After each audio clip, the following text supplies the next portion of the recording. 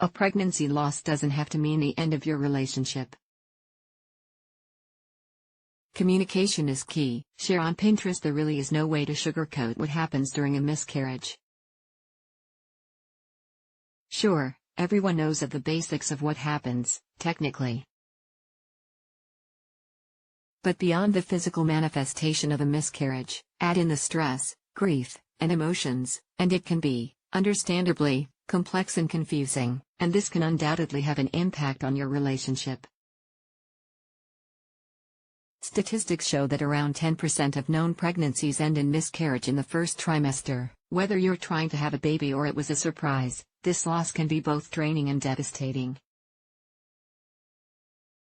While every person will process their loss differently, it can very much be a traumatic event, and for couples, a miscarriage can either bring the two of you together or cause you to drift apart. Doesn't seem fair, does it? You've just had this devastating event happen, and the last thing you need to worry about is if your relationship is going to survive. What the research says: studies have shown that any trauma can affect your relationship, and this is true for miscarriage.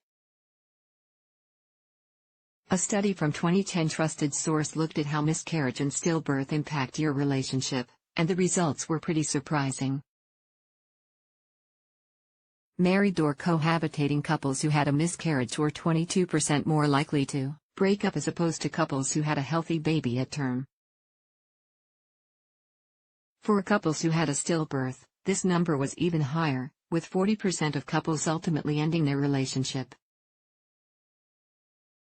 It's not unusual to drift apart after a miscarriage because grief is complicated.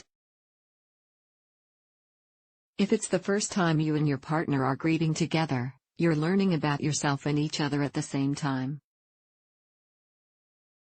Some people isolate themselves to work through their feelings. Others turn to anything that keeps their mind busy and lose themselves in distractions. Some are more focused on those what-if questions that can get us stuck in guilt. Worries like, will I ever have a child? Did I do something to cause this miscarriage? Why doesn't my partner seem as devastated as I am?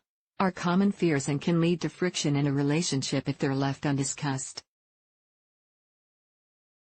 An older study from 2003 discovered that 32% of women felt more interpersonally distant from their husband 1 year after a miscarriage and 39% felt more distant sexually.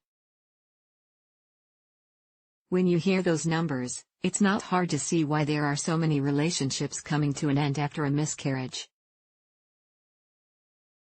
Overcoming the silence while breakup statistics are high. A breakup is certainly not set in stone, especially if you're aware of how miscarriage could impact your relationship. Lead author of one study, Drive.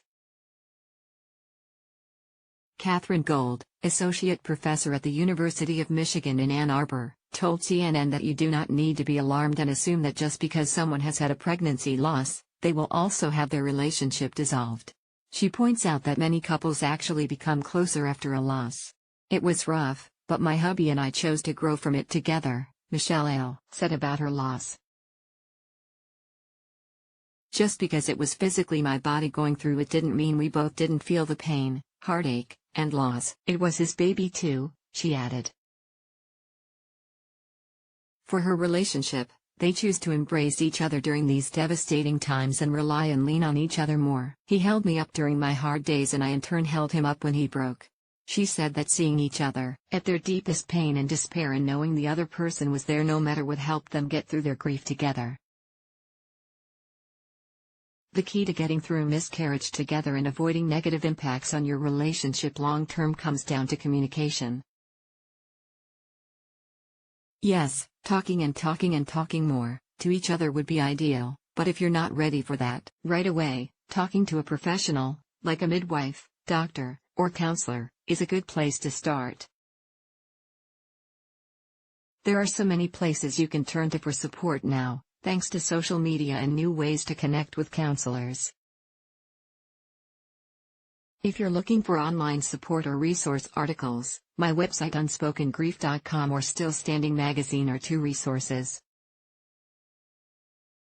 If you're looking for someone in person to talk to, you can search for a grief counselor in your area.